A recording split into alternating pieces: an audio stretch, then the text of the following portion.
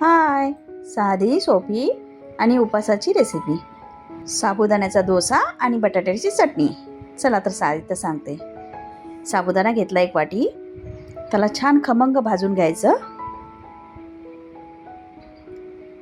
5-7 मिनिटं लागतात भाजायला. नंतर पहिले साबुदाणा बारीक करून घ्यायचा.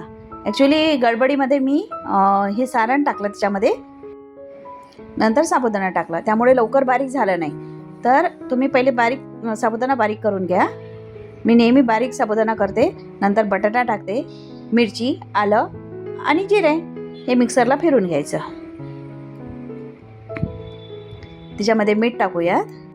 बरं, बटाटा बॉईल करून घ्यायचा बरं का, नंतर मिक्सरमध्ये टाकायचा.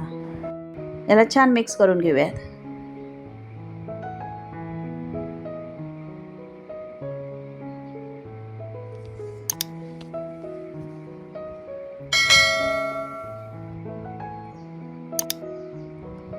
नंतर तव्यावर आपण तेल लावून घ्यायचं.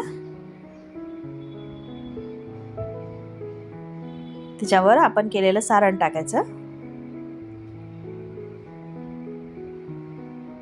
सगळीकडे उडते अंगावर पण उडू शकते. हळू टाकायचं व्यवस्थित. बघा, छान भाजला जातो, कुरकुरीत पण होतो आणि चव पण छान लागते.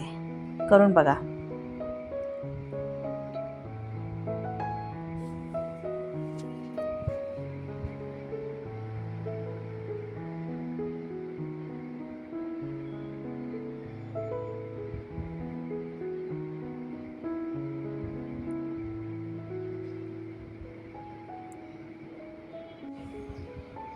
मी बाकीचे पण करून घेतलेत.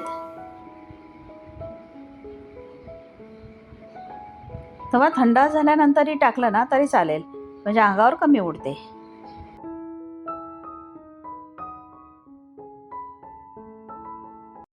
चला आता बटाट्याची भाजी सांगते. तेल घ्यायचं कढईमध्ये. त्याच्यामध्ये आपल्याला जिरे टाकायचे.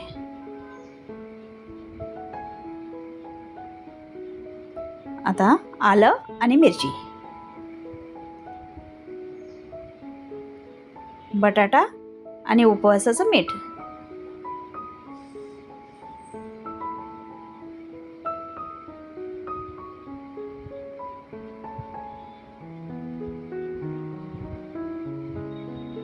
बघा, बस मिक्स करायचं. झाली आपली भाजी तयार.